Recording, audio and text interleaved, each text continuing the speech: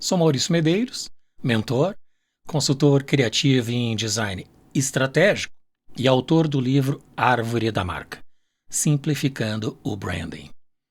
Hoje temos o prazer de conversar com Caroline Garrafa, uma inovadora no campo do desenvolvimento humano e empresarial, que criou um método proprietário na abordagem de People Skills. Caroline une neurociência e liderança, impulsionando indivíduos e empresas a atingirem excelência e realização através da Santé, sua empresa de consultoria. Etimologicamente, vem do latim sanitas, que significa saúde, sanidade, relacionando-se com a palavra sano, que significa saudável. Apenas como curiosidade sobre o branding, a marca ASICS de tênis e artigos esportivos significa Anima Sana Incorpore Sano, que significa uma mente saudável em um corpo saudável. Então, ambos têm uma origem do latim. Vamos explorar como o autoconhecimento é essencial para uma liderança eficaz e o processo de criar uma visão de sucesso, alinhada aos pontos fortes individuais e às práticas diárias que mantêm as pessoas focadas e equilibradas na busca de suas metas. Caroline, seja muito bem-vinda. Oi, Maurício. Bom dia, boa noite. Muito prazer estar aqui. Caroline, eu é que agradeço a aceitação do convite. É uma honra te tê-la hoje no Pod Brand. O método Santé, que é estruturado em 4 dimensões, descobrir, recriar, construir e manter, é uma abordagem proprietária que transforma a dinâmica de trabalho nas empresas.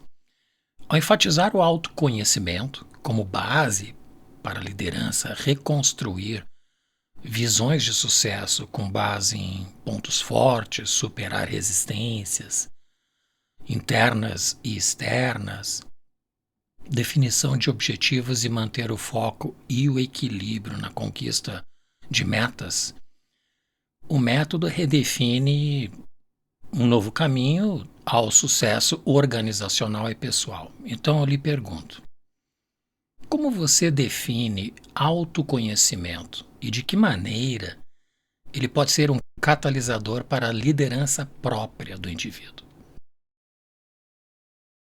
Muito boa pergunta e vamos começar pelo começo. Simon Sinek, ele sempre diz muito de start with why, né? Comece pelo porquê. Mas quando a gente fala de pessoas e quando a gente fala de people skills, a gente tem que começar pelo who, que é quem é você. Então, antes mesmo de entender o porquê, que é o seu propósito, a gente precisa entender quem é você. Só que essa pergunta também foi muito distorcida com a palavra autoconhecimento. E autoconhecimento foi muito banalizado. Autoconhecimento está relacionado ao que você pensa e ao que você sente. E a congruência desses dois fatores entre você pensar no positivo e sentir no negativo, na matemática, mais com menos dá menos. Você pensar no negativo, mas você ter uma base fundamentada no positivo, o menos com mais também dá menos. E as pessoas me perguntam, Carol, mas e se eu pensar no negativo e sentir no negativo, menos com menos na matemática dá mais. E aí eu te falaria, mais negativo. Então, autoconhecimento está relacionado em eu entender o que eu penso, o que eu sinto, e aí a resultante disso é como eu me comporto. E cada vez que eu entro em contato com essas 3 dimensões, eu trago para si, eu trago internamente condições de mudar o meu comportamento, de modular, porque aí a gente entra todo como uma parte de não tem nada determinístico na genética. Não tem nada que a gente possa falar que você não pode mudar. A não ser fisicamente algo, quando a gente fala de autoconhecimento e fala de cérebro, a gente tem a neuroplasticidade. E eu acho que essa é a beleza, Maurício, cada vez que a gente se conhece mais, é um caminho sem volta, mas as pessoas confundem muito autoanálise, que é o autoconhecimento, com autocobrança. Então eu falo: "Eu me conheço, toda hora eu tô perguntando e tô falando". Autocobrança tá ligado à emoção e eu ficar me pressionando. Autoanálise tá mais na razão e eu ficar analisando mesmo para tentar mudar e modular, recriar novos padrões. Então, eu acho que essa é a grande linha. E como é um caminho sem volta, você não vai acordar um dia e falar: "Agora eu me conheci e agora acabou". Você vai cada vez mais entrar nesses ciclos de se analisar, evoluir, mudar quando tiver que mudar, sem medo de errar. Eu acho que essa é a base, esse é o fundamento para o começo de tudo, e que a gente deveria pensar tanto no indivíduo quanto nas empresas. É uma descoberta diária da jornada profissional. Interessante tu mencionares o conceito do Golden Circle do Simon Sinek. Eu tive um convidado, o Edson Matsu, que foi o diretor criativo da Melissa Grendene, e o Edson criou um conceito a partir do Golden Circle, que é o Emerald Circle. Ele acrescentou a dimensão que tu mencionaste, que é o who, que é o quem, e ele acrescentou uma a mais, que é para o quê. Então, é uma dimensão ampliada do conceito do Simon Sinek. E isso é uma abordagem que eu acho que tem todo o sentido mesmo. Qual é o processo para recriar uma visão de sucesso alinhada com os pontos fortes individuais? E para isso, há a necessidade de identificar quais são os meus pontos fortes. Essa pergunta é muito boa, porque a palavra processo é exatamente isso. De novo, a gente tem uma cultura de olhar muito para gap. A gente tem uma cultura, e desde pequenininho, e um sistema escolar que sempre está pensando no que eu não sou muito bom, porque me traz para a média. E eu transformo os indivíduos, os estudantes, quando eles saem dessas escolas, em ser humanos medíocres. Quando a gente vai para um conceito de autoconhecimento e de um conhecimento até da neurociência, a gente entende que a gente tem uma maturidade racional, a gente está com o nosso sistema racional mais formado com 18 anos, eu posso escolher a faculdade, eu posso escolher a profissão, mas o meu sistema emocional, que eu falei dessa interligação entre o pensar e o sentir, é só por volta de 25, 26 anos, aonde eu tenho a consolidação. Então, primeiro, eu tô já imaturo para escolher qualquer passo. E segundo, para descobrir quais são meus pontos fortes, eu preciso ser estimulado. E o meu estímulo na escola, mesmo quando a gente é pequenininho, a gente tem uma cultura de assim falar: se você não é bom nisso, estuda para você tirar média. Mas se você já é bom, você já tira a média. E talento é algo natural. Talento é algo natural. Mas para eu potencializar, e vocês no Podbrand, vocês têm essa missão, né, de a sua melhor versão. A sua melhor versão está associada ao seu lugar de potência. Se você não descobre qual é o seu lugar de potência, se você não tem a base dos seus pontos fortes e dos seus talentos, você nunca vai se apropriar disso. E se você é uma pessoa que você não vai bem em algo e você estuda e se esforça, você vai conseguir ficar bom. Não tenho dúvida nenhuma, a gente já falou da neuroplasticidade. Mas se você quiser se tornar referência, e essa palavrinha que você usou, sucesso, se você quiser ter sucesso, você vai pegar o que você já é bom, primeiro descobrir, e trabalhar em cima do que você já é bom, potencializar para que você realmente se torne extraordinário. Então, essa mudança de mindset, essa mudança de conceito de padrão, de que a gente precisa entender quem nós somos, mas também a força dos nossos talentos, muda completamente a dinâmica da educação e essa visão tão conformista. E quando a gente fala em autodescobrimento, a gente também está autoconhecimento, a gente também está falando em descobrir qual é o seu ambiente, porque este sim é determinístico. Então, se você está num ambiente tóxico, para você descobrir os seus talentos, se você tiver num ambiente tóxico, o ambiente é determinístico. Vai ser muito mais difícil, porque você vai ser influenciado por algo que é o conformismo. O cérebro ele busca muito explicação. E aí tem muita gente que fala de zona de conforto. Eu não gosto da palavra sair da zona de conforto, porque isso te causa estresse, cortisol. Eu gosto da expansão da zona de conforto. Mas existe uma zona que é de conformismo, e essa você tem que sair. E esse conformismo é entender que a nossa cultura ela é assim, eu nasci assim, e eu sou assim, e eu não posso mudar. Não, você pode, você deve, mas para isso você precisa se conhecer e recriar essa visão de sucesso, recriar esses padrões mentais que a gente tem tão enraizado. Então, esse é o grande descobrimento. A base é o autoconhecimento, e aí, a partir daí, recriar essa visão de sucesso, se apropriando do seu lugar de potência. Isso tem tudo a ver com o princípio de Aristóteles, que a grande virtude do ser humano é justamente potencializar as suas virtudes. Perfeito. Ou seja, desenvolver, praticar, ampliar as habilidades, ter foco e ser o melhor naquilo que tu já é bom, naqueles valores que já são expressos pelo seu talento. Tu mencionaste sobre ambientes tóxicos e isso é comum nas carreiras profissionais, independente do perfil de empresa.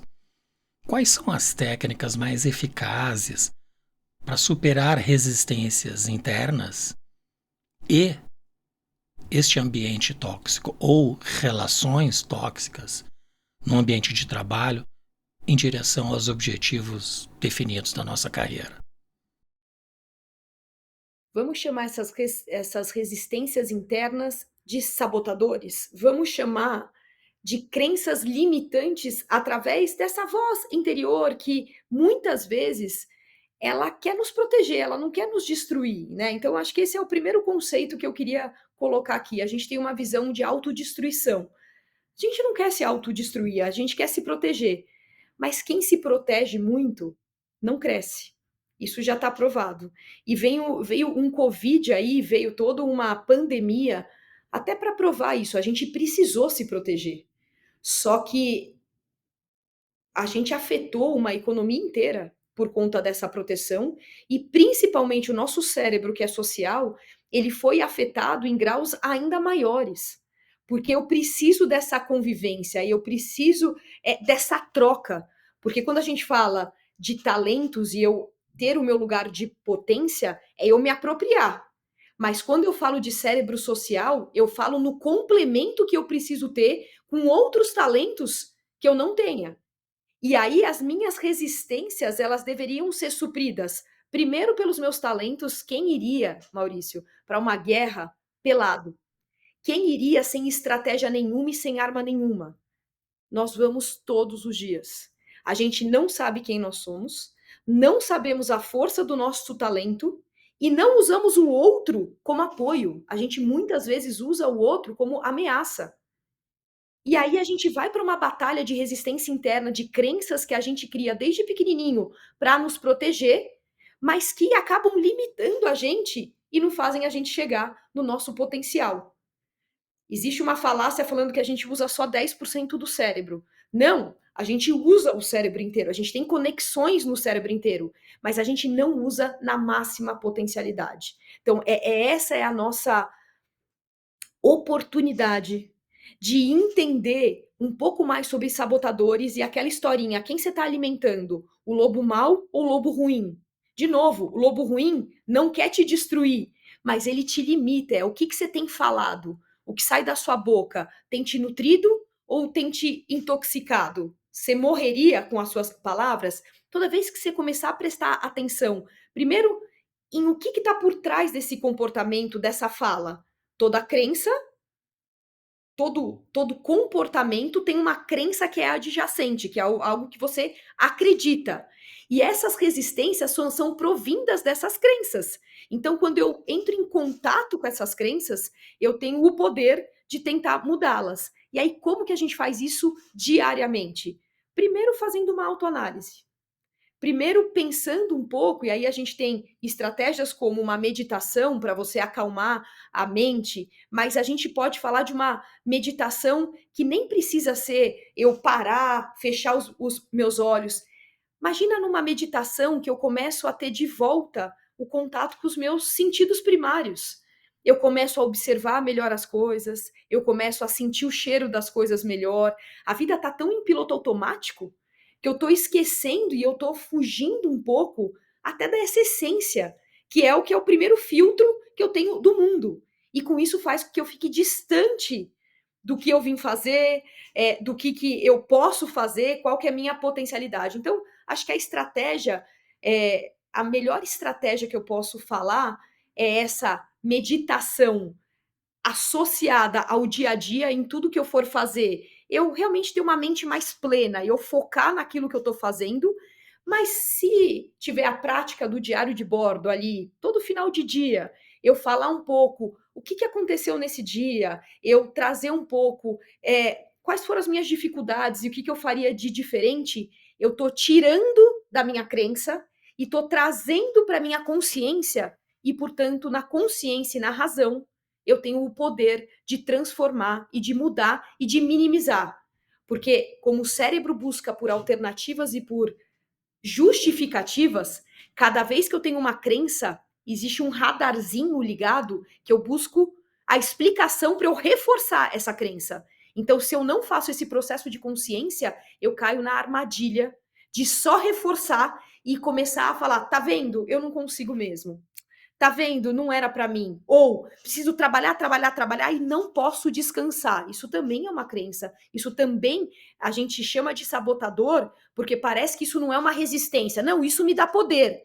Te dá poder até te dar burnout. Até te dá uma fadiga que você não para nunca, porque você tá sempre achando que não pode nunca ter um descanso. E a gente vai falar um pouquinho mais para frente sobre equilíbrio. Então, tudo isso é parte de uma estratégia diária, porque é todo dia mesmo. Se você passar um dia sem tomar esta consciência, você está caindo numa armadilha de muitas vezes automatizar processos ineficientes dentro do seu cérebro. E aí a gente poderia aqui passar o dia falando sobre o que a gente está fazendo com uma nova geração que não tem limite, que foi toda automatizada. A gente não pode generalizar uma geração inteira, mas que a gente está vendo cada vez mais pessoas que não entendem o seu limite, que não têm muita paciência, que querem pular etapas, e isso prejudica demais aprendizado, saúde mental e tudo que a gente tem falado, isso com certeza. Então, a grande chave aqui do que a gente falou é se descobrir e descobrir o seu ambiente, e aí procurar mesmo qual que é o ambiente que te proporciona evoluir, recriar talentos e esse padrão mental, a gente mudar a nossa própria cultura e achar esse caminho para as potencialidades, a gente se descobrir e entender no que a gente é bom e primeiro se potencializar para aí depois a gente combater as nossas vulnerabilidades com essas ferramentas da potencialidade e a gente se apropriar disso.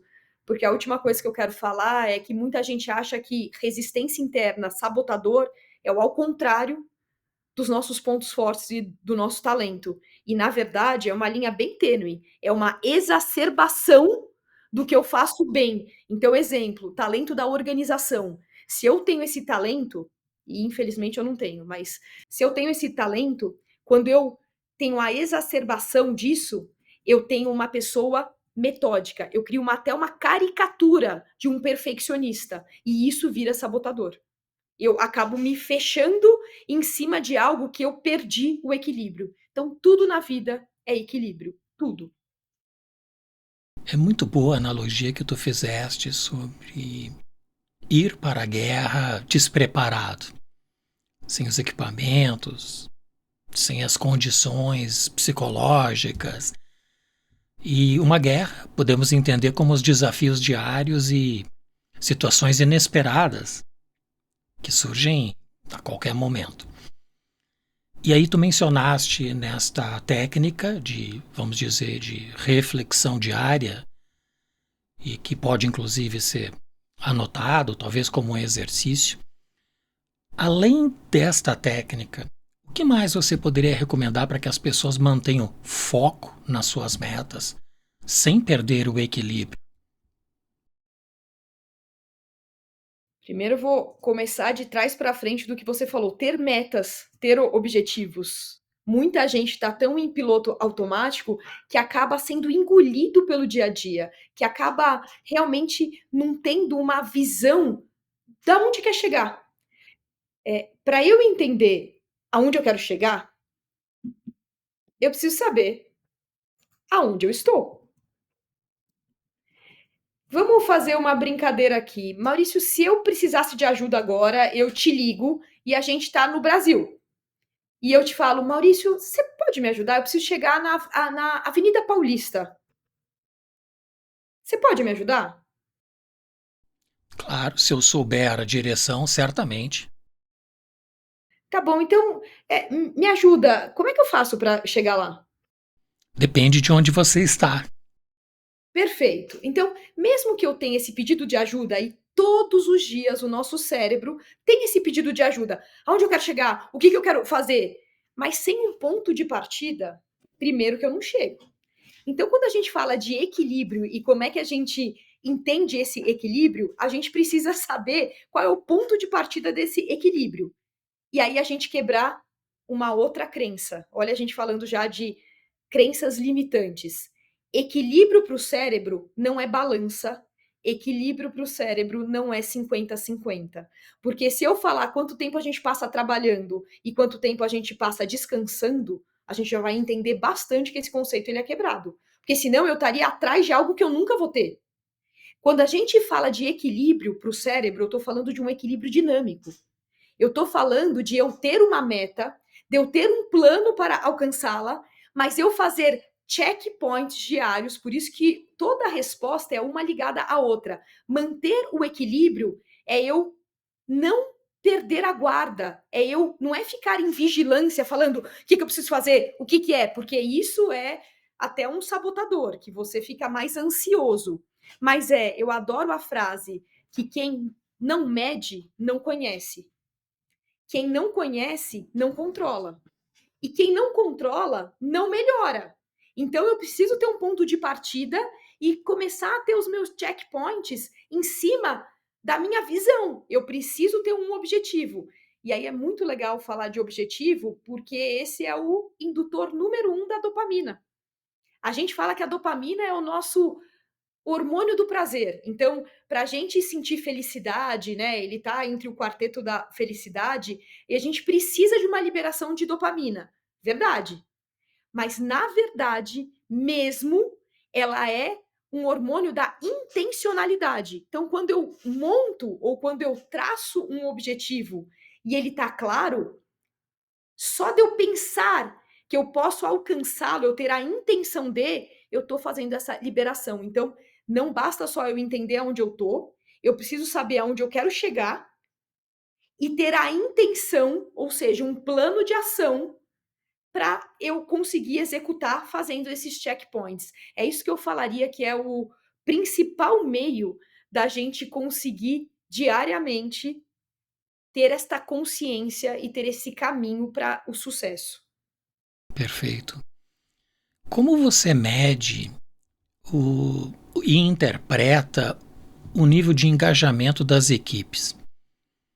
E com base nesta avaliação, de que maneira você utiliza os dados coletados para influenciar e moldar os planos de ação dentro destas empresas, utilizando especialmente a metodologia SNE, nível de engajamento Santé, que é um método proprietário que tu desenvolveste para justamente trazer à tona esta dimensão. De onde vem tudo isso, né? Então, primeiro falar, eu sou engenheira de formação, não sou psicóloga, então o meu background ele é números. E a minha carreira foi muito pautada em mercado financeiro. Então, quando a gente fala de nível de engajamento e ambiente, a gente está falando que mercado financeiro Primeiro para uma mulher, eu não gosto de levantar a bandeira de feminismo, mas sim, mulher, ambiente de trabalho, muito masculino, né, ainda até hoje, mas quando a gente fala de nível de engajamento, e a gente vê pesquisas, então como eu passei mais de 10 anos trabalhando em banco, todas as pesquisas e quando a gente vai para Great Place to Work, ou todas essas pesquisas que envolvem eu entender as melhores empresas para se trabalhar, elas têm uma falha muito forte e eu, durante 10 anos, percebi isso. Quando a gente está respondendo, a gente responde pensando muito na empresa.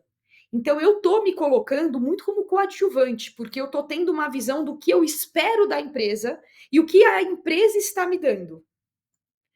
Quando você tem uma visão de protagonismo e não de antagonismo, você se coloca o que eu estou fazendo para essa empresa. Como eu estou colaborando para essa empresa. Então, o SNE, que a gente fala que é o nível de engajamento da Santé, primeiro ela tem uma conversa muito forte em cima da cultura, para eu entender que perguntas eu preciso fazer para entender se esse funcionário está engajado.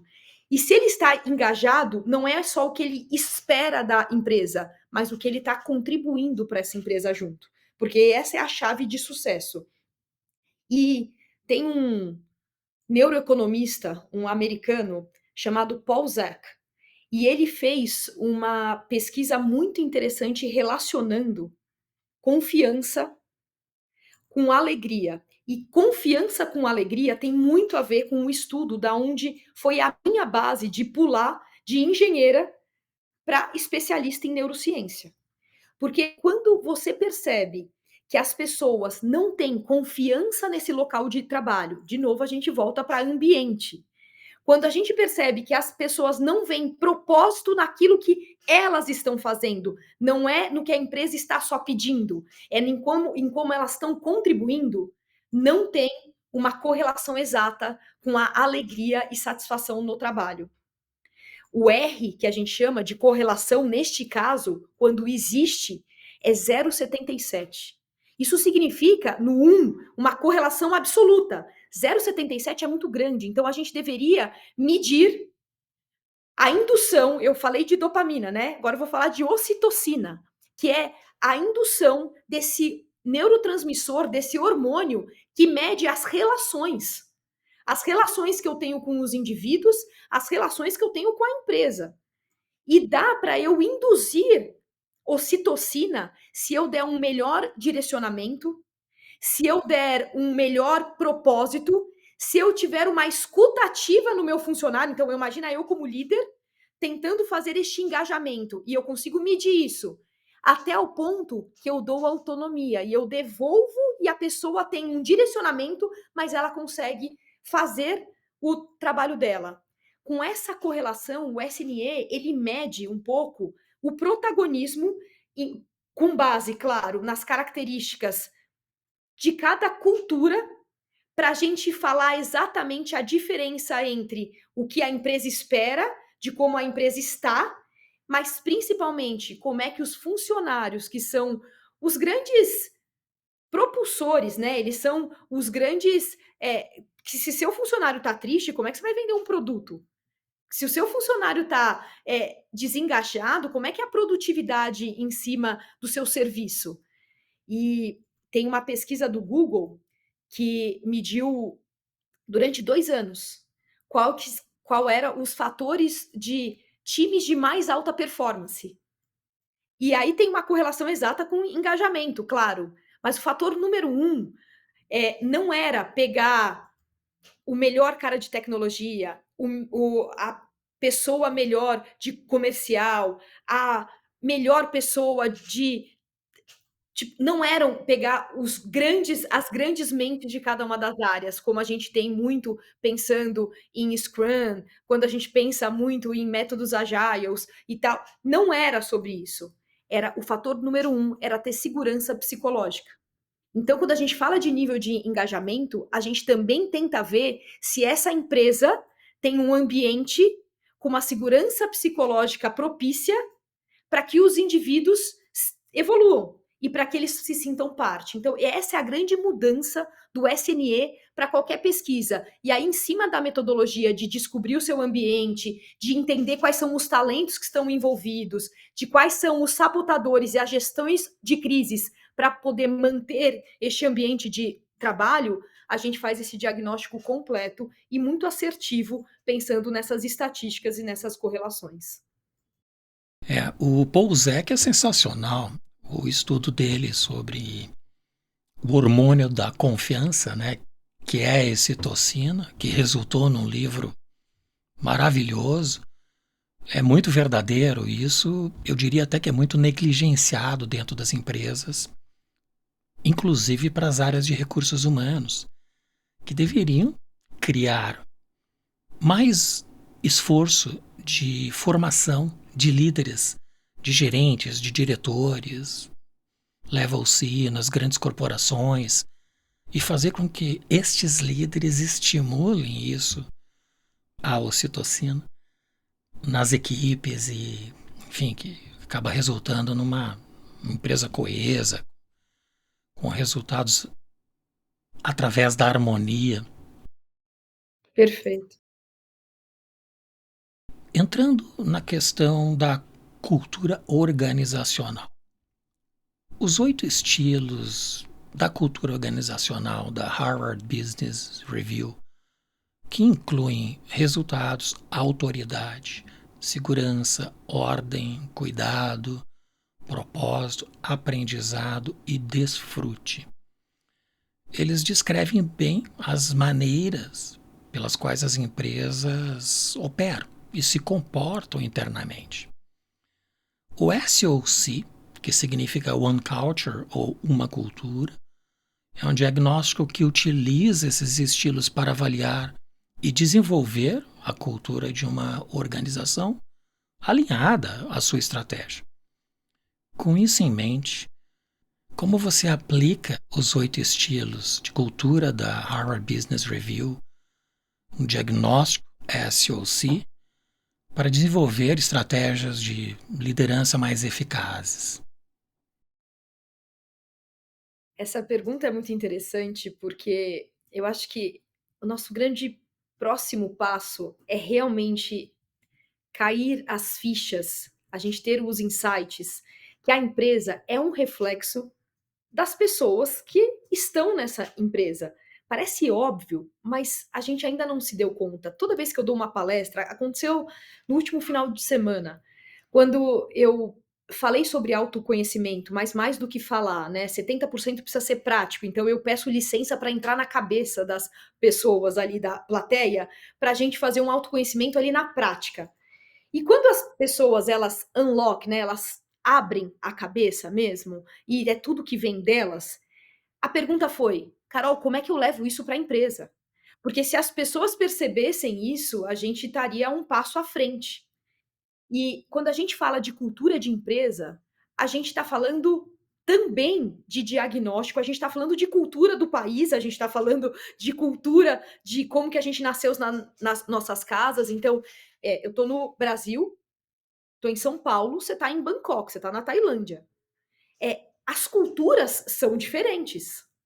E isso influencia 100% no trabalho que a gente faz, na forma como a gente se comporta, na minha liberdade ou não liberdade. Então, quando eu falo dos modelos de Harvard, e eu acho que a gente sempre tem que pegar instituições que já estudaram muito o tema para a gente usar como base. Então, eu não quero recriar a roda, mas eu quero, através dos estilos, eu ter um diagnóstico apurado. Então, o que a Santé fez? A gente criou um diagnóstico para eu apurar a cultura. Só que para eu apurar a cultura e entender o quão distante está do que eu acredito que deveria ser. Porque muito a gente fala, a nossa cultura é essa. Mas essa é a cultura que a gente queria ter? E eu gosto muito da frase do Peter Drucker, que ele fala: "A cultura come a estratégia no café da manhã". Porque eu posso ter a estratégia que for, eu posso ter a cultura presa na minha parede, mas se não é o comportamento do dia a dia, eu sou engolido. E isso influencia, de novo, no engajamento, que influencia no resultado. E aí as pessoas falam: "Ah, Carol, mas não dá para romantizar a felicidade dentro do trabalho".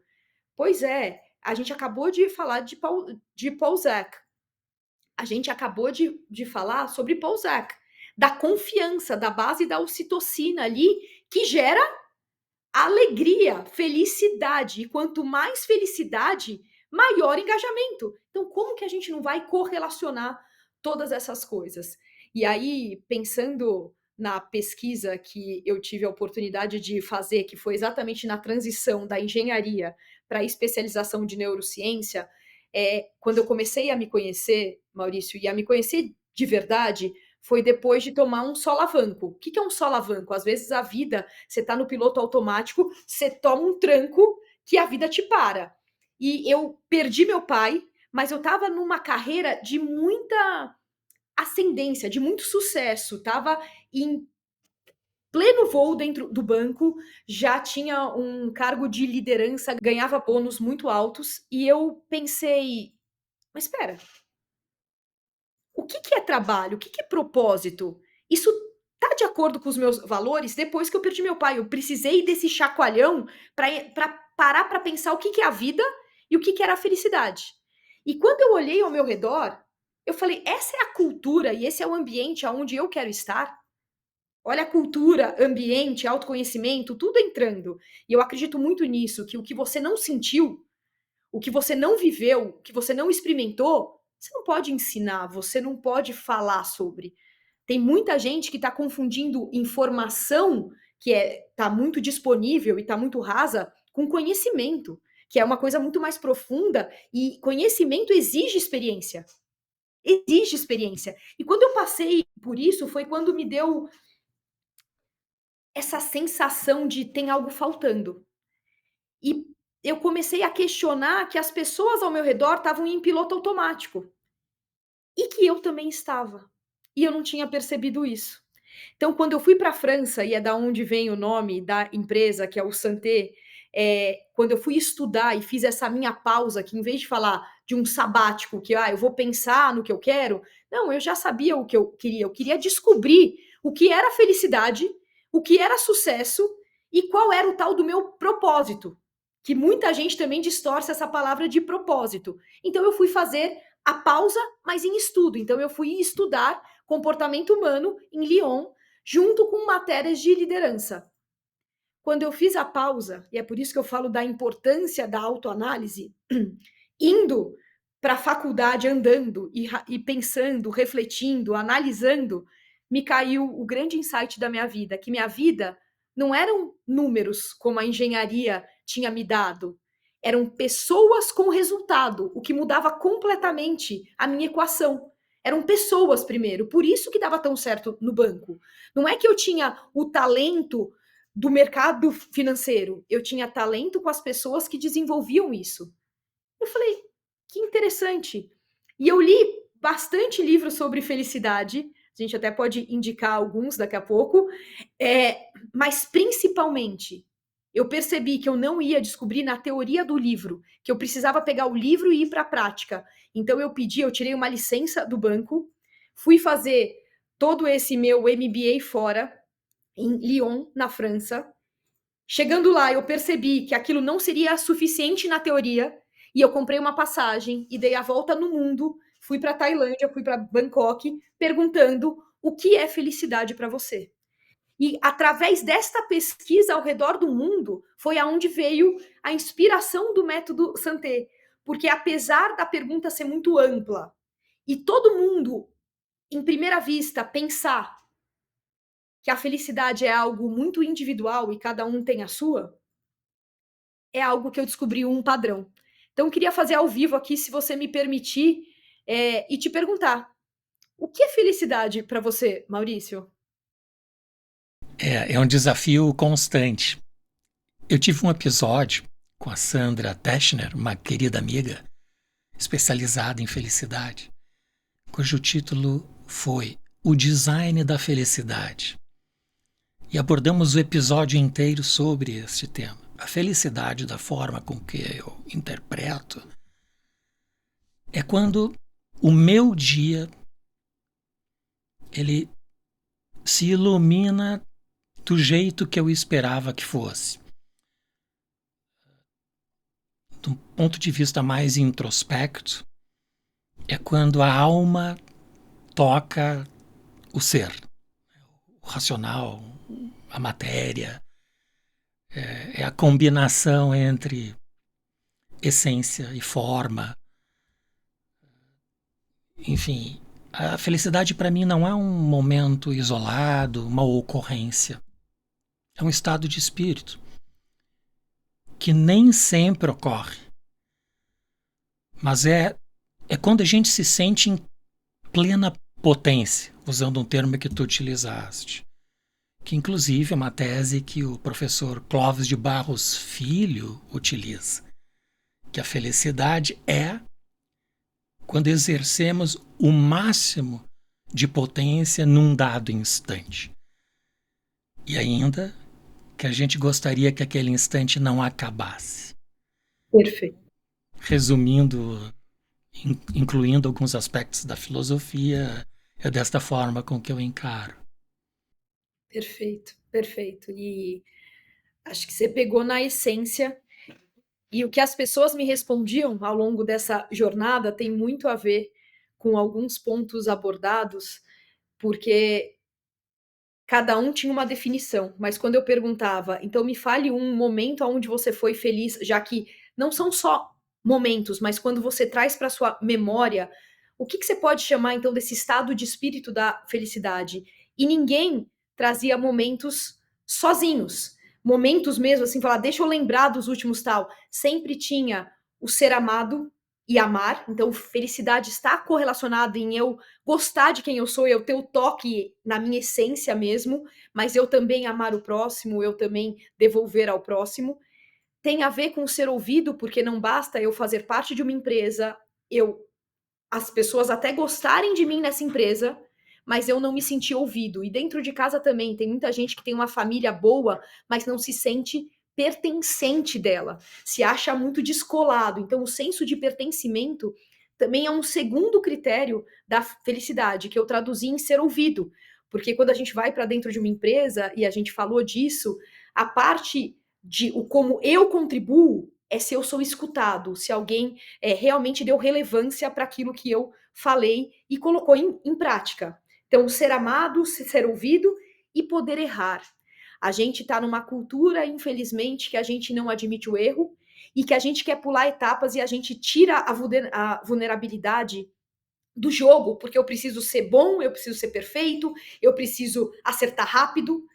E se eu não me dou o poder de errar, eu não estou aprimorando nada. Aliás, eu não estou nem aprendendo, porque existe uma parte do nosso cérebro chamada cerebelo que não está associada só ao equilíbrio, está também associada à automatização do meu comportamento. E quando eu não erro, eu não dou o feedback certo para ele se aprimorar. Olha a importância de feedback e de feed forward para empresas. É assim que o cérebro aprende. Lembra que eu falei da analogia entre ser humano, cultura, empresa, ambiente? Cérebro. O nosso cérebro é uma empresa, onde o meu sistema racional é meu CEO, que ele toma decisão, ele faz planejamento, aonde o meu sistema límbico, que é o meu sistema emocional, são os meus funcionários. Se os meus funcionários param, se ele paralisa, a empresa não anda. E aí o CEO pode me mandar o que ele quiser. A empresa parou, porque o meu sistema emocional está defasado. E tem o meu CTO, o meu dev, que é o meu cerebelo, que é o cara de TI, que é a menina, a pessoa de TI, que vai automatizar processos. Eu não mandando qual é o processo que está errado, eu não permitindo o erro, eu não estou automatizando certo. Então, o nosso processo de aprendizagem é por tentativa e erro. Mas a gente não se permitindo errar, a gente aprende menos, a gente se relaciona menos. Então, quando a gente está falando de todo esse processo da felicidade, eu estou falando que essas três bases de ser amado, ser ouvido e poder errar constitui três características que independem de cultura. A gente acabou de falar que as nossas culturas, por a gente estar um no Brasil, outro na Tailândia, é muito diferente. Mas a felicidade, apesar de os momentos poderem ser diferentes, a base, ela é universal. E quando eu voltei, eu falei, eu preciso achar se tem ciência nisso que eu descobri. E que é aí que eu fui para neurociência entender o cérebro, entendi que autoconhecimento é a gente entender o que a gente pensa e o que a gente sente, e aí vem o cunho do termo people skills, que é a congruência entre o que eu penso e o que eu sinto, a congruência para enxergar a vida com mais oportunidades. Então, como eu me relaciono comigo, como eu me relaciono com os outros. E aí, o mais bonito disso tudo, Maurício, foi perceber que na neurociência tinha sim um cunho científico para isso, e que tinha esse tal de quarteto da felicidade, que é a dopamina, ocitocina, serotonina e endorfina, que eu carinhosamente, dentro da Santé, nós apelidamos de dose, que é os 4, e a frase é: entre o remédio e o veneno, a diferença é a dose, porque você pode querer ter uma felicidade extrema e cheirar cocaína, porque você vai ter dopamina, vai subir, mas você está minando os seus circuitos ordinários, que te trazem uma felicidade que ela é muito mais sustentável, que é o do dia a dia, que é tudo que a gente falou agora, as práticas diárias, o autoconhecimento. Eu vou pelo caminho mais curto e eu estou minando todo o resto, que a gente fala muito e a gente já discutiu um pouco sobre isso, que é processo, felicidade, propósito, sucesso tem a ver com processo. É o como eu costumo falar muito que felicidade é igual uma borboleta. Se você tenta capturar, ela foge. Se você tentar ficar perseguindo a sua felicidade ou o seu propósito, ele não vem. Mas se você semeia o seu jardim, se você cuida do que é seu, do seu corpo, da sua alimentação, da sua saúde mental, da sua saúde espiritual, da sua saúde física, essa borboleta volta. Então a gente está falando que é o processo entre semear este jardim, aonde você vai descobrir, por isso que não é momento, e a gente concorda muito. Então, tudo isso para te falar, que era a pergunta da onde você estava chegando, de a gente precisa correlacionar dentro das empresas. Felicidade, sim, com cultura e com propósito. Só assim a gente vai entender a máxima da nossa potencialidade e chegar na sua melhor versão. E esse é o método, é descobrir, recriar, desconstruir sabotadores para construir, para manter esse equilíbrio, tudo focando em people skills, onde já tem estudos que mostram, principalmente estudos de Harvard, mas já tem vários outros, da Gallup, tem várias outras universidades falando sobre isso, que 85% do sucesso de uma pessoa tem mais correlação com as suas people skills do que com as suas hard skills, porque é a forma. E aí me perguntam muito, por que people e não soft? Eu já ouvi falar soft, nunca ouvi falar people, porque people skills não é soft, não é macio, não é leve. E quando o cérebro escuta soft, ele já cria que é menos importante do que hard skills. E isso está caindo, então a gente está se apropriando de people skills. Tem Simon Sinek que chama de human skills, que é muito similar, porque é do ser humano. As outras que chamam de power skills, de essential skills, eu acho que ainda fica um pouco a desejar quando a gente fala do que o cérebro interpreta. Porque se eu falo power, é empoderar, é poder, mas mesmo assim eu já falo, só quem tem poder pode ter. E people skills, se é pessoa, você pode ter. Então eu acho que human skills, você é ser humano, você deve ter.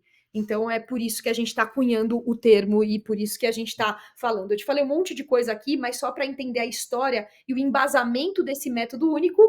E você falou sobre a Santé, sobre da onde vem saúde, e é por isso, ela nasceu na França por conta disso.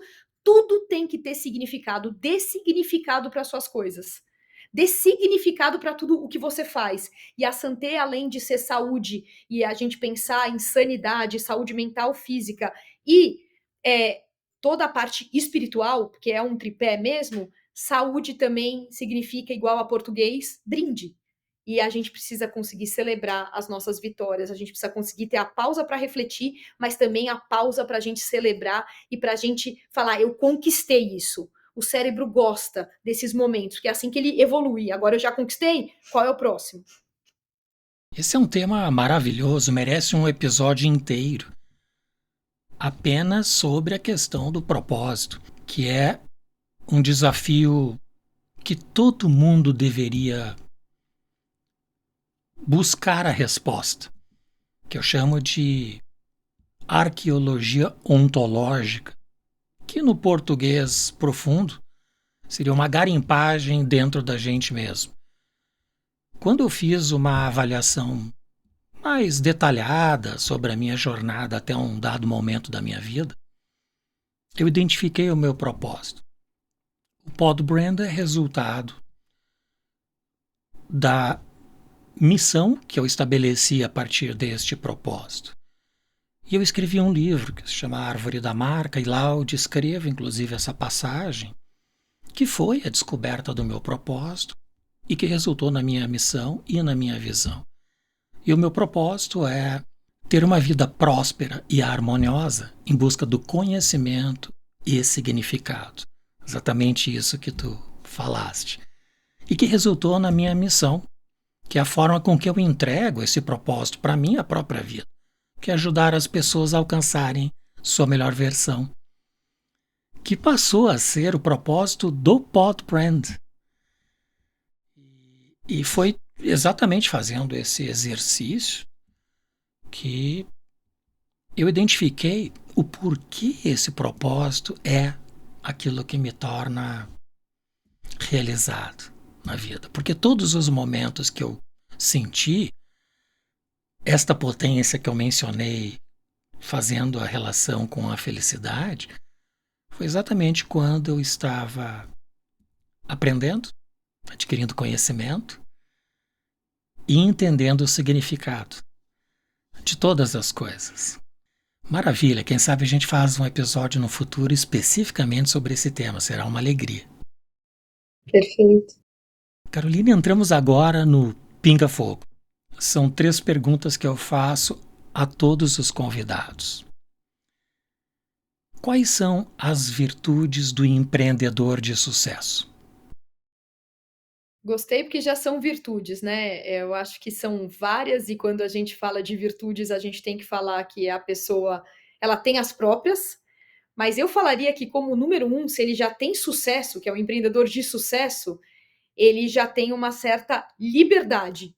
Liberdade, a gente sabe que o empreendedor trabalha até mais, mas é uma liberdade de expressão, é uma liberdade de cultura, porque ele conseguiu criar algo que tenha a ver com o propósito e com a missão dele, porque sucesso para mim está correlacionado. Muita gente me pergunta, Carol, dá para ter sucesso e ser feliz? Eu escuto bastante, né? E a minha resposta sempre é: inverte isso, dá para ser feliz e ter sucesso. Então, quando a gente fala de um empreendedor, uma virtude de um empreendedor de sucesso, acho que ele descobriu esse caminho e ele tem uma empatia cognitiva, né? Que existem diferentes tipos. No próximo episódio a gente fala mais sobre isso, mas é uma empatia de eu entender um pouco uma necessidade da sociedade, porque se ele é empreendedor, ele está sanando isso, mas com um tripé que é o de sucesso mesmo. É o que ele gosta, o que ele faz bem e o que devolve ao mundo um pouco do que ele tem. Então, eu falaria que esse tripé é o grande tripé de sucesso. E se ele gosta e ele faz bem, é porque ele já se conheceu, já se apropriou desse talento dele. E faria uma pitada aí de humildade. Eu acho que empreendedores de sucesso precisam ter essa humildade até para descobrir sua verdadeira felicidade. E aí eu estou falando do que é sucesso para a Carol, que não é ter dinheiro necessariamente apenas. É ser feliz e ter sucesso. Então envolve aí também essa pitada de humildade. O que diferencia os sonhadores dos fazedores?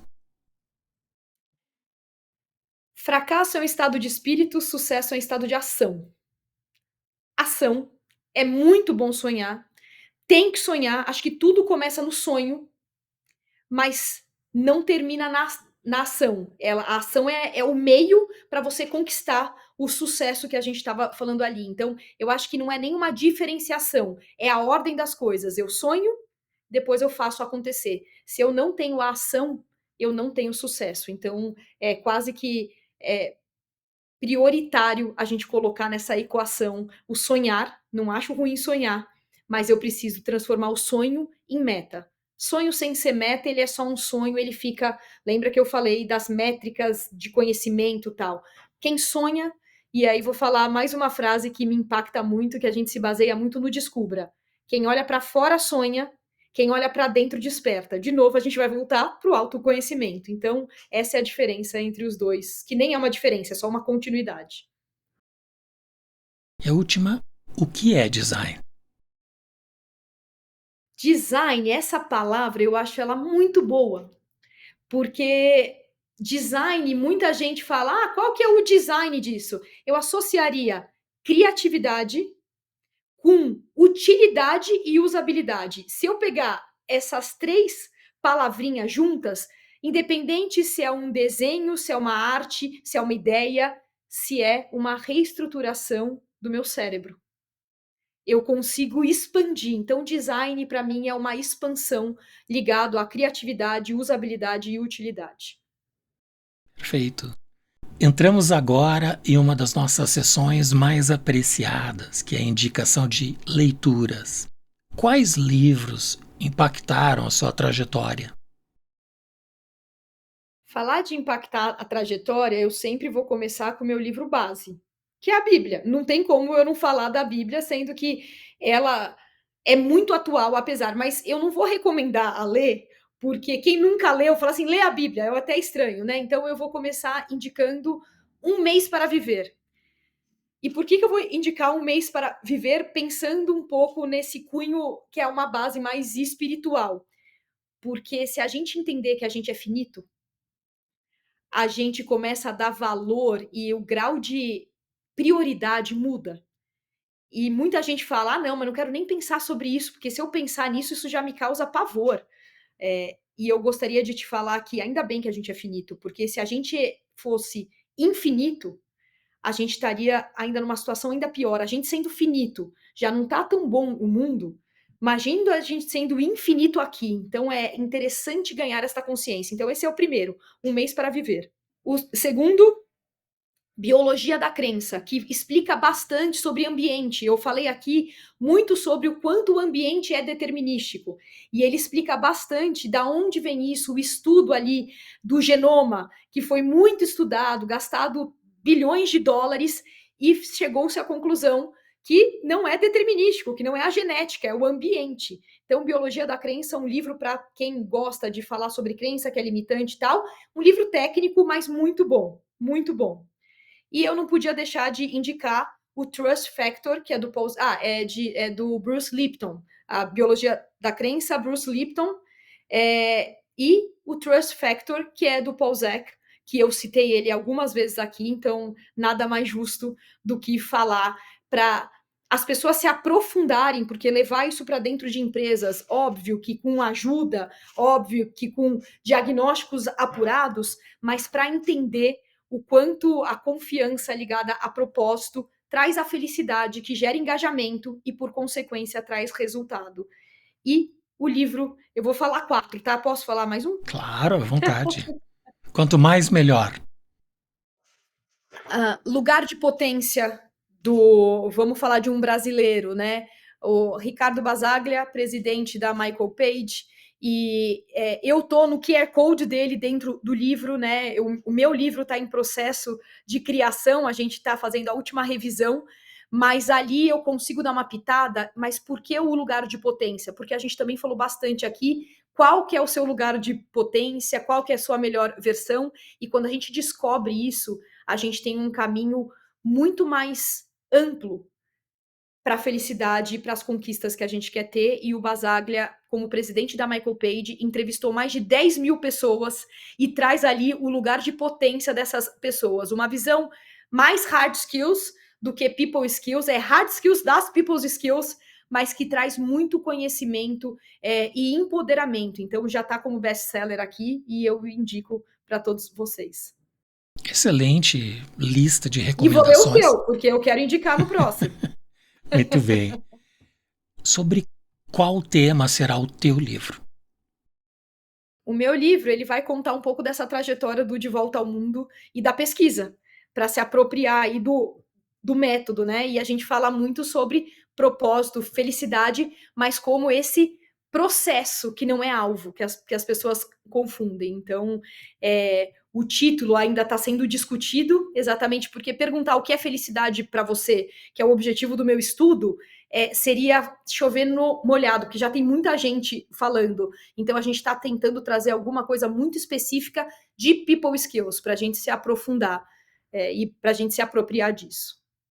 Perfeito. E para facilitar o acesso de todos que nos assistem, nós disponibilizamos os links destes livros diretamente na descrição. Além disso, eu convido vocês a explorarem nossa seção livros no site podbrand.design. Lá nós reunimos uma curadoria com mais de 220 livros recomendados por nossos convidados. Não deixem de conferir e o link também se encontra aí abaixo na descrição. Indo para o final, eu trago a pergunta da Juliana Montagnier. Ela é fundadora da Monjoli, que é uma empresa inovadora de chás no Brasil, e que esteve recentemente no Podbrand. Ela formulou essa questão sem ter ideia de que seria você a nossa próxima convidada. Então, o que você recomenda aos empreendedores que estão iniciando sua carreira? Primeiro, eu tenho um mantra que você pegou no ponto agora, falou sem que ela soubesse que seria você a próxima convidada. Não existe coincidência, nada é por acaso e tudo faz sentido. Esse é meu mantra em todas as aulas. Eu também sou sócia aqui da Link School of Business, a gente tem uma escola de empreendedorismo aqui no Brasil, e a gente tem os 4 anos de People Skills aqui, e todas as aulas aonde eu entro, aonde eu treino os professores, eu falo sobre isso. Então, a dica aqui é primeiro para entender esse princípio e tudo que você planta, você acaba colhendo. A gente não entende muito o que vem por fora, mas a gente entende o que a gente planta internamente. Então, o começo de um empreendedorismo, o começo de uma trajetória, eu acho que é tudo que a gente passou. Eu escutaria esse episódio com todo o coração, porque a forma como o Maurício ele estruturou é um processo, que é o descobrir e é o autoconhecimento para recriar, então, o que a gente entende de potencialidade, para desconstruir as nossas resistências internas, para construir esse caminho e manter o equilíbrio para a gente conseguir ter uma vida melhor, ter uma vida mais saudável. Então, acho que a minha grande contribuição aqui é esse equilíbrio dinâmico, pensando em quem é você, no que você faz bem e no que você pode devolver para o mundo de uma forma genuína, que transborda, né? Que é o doador que fale. Outro título muito bacana é do Adam Grant, que fala muito dos doadores como o principal, a escala mais baixa de sucesso é de doadores, mas a escala mais alta de sucesso também é de doadores. E a diferença entre elas é que os doadores da base da pirâmide ali são doadores que doam esperando alguma coisa em troca, doam porque querem aceitação, doam porque falta. E os doadores na ponta, que são os de sucesso, são os doadores que doam sem esperar nada em troca, porque transbordam, porque sobra. Então, o que eu falaria é, para você transbordar, você tem que ser um doador de verdade. Mas para isso você precisa se conhecer, fazer bem o que você faz, então se apropriar e potencializar e aí devolver ao mundo. E isso vai ser natural e o mundo seria um lugar muito melhor para se viver, muito melhor para se trabalhar, muito melhor para a gente conviver nesse tempinho aí que a gente tem chamado vida. Excelente. E se você pudesse fazer uma única pergunta ao nosso próximo convidado, qual seria? Essa é fácil, o que é felicidade para ele? E aí depois você me manda, que eu quero saber. Perfeito. Será feita essa pergunta na próxima semana para o nosso próximo convidado. Muito bem, Carol. Muito obrigado por toda essa explanação maravilhosa do método que tu criaste, do trabalho que tu tens desenvolvido para desenvolver talentos individuais e coletivos nas empresas que tu presta consultoria e através da Links. Muito obrigado de coração por ter compartilhado a tua bagagem com a gente. Certamente as pessoas vão sair desse episódio com a sua melhor versão. Eu que agradeço e eu acredito muito em parceria, Maurício. Então, que a gente consiga juntos espalhar pelo mundo essas potencialidades para as pessoas atingirem essa melhor versão, que esse é o único caminho para a felicidade verdadeira. Muito obrigado por fazer a diferença, de coração. Até breve. Santé. Confira o Podbrand.design para acessar todos os nossos episódios e as valiosas recomendações de leitura da Caroline e de nossos brilhantes convidados. Faça um favor a nós e a alguém que você conhece. Compartilhe este episódio e inscreva-se em nosso canal. O mundo precisa de mais sonhadores e fazedores em busca de sua melhor versão. Até o próximo episódio do Podbrand, o podcast do design.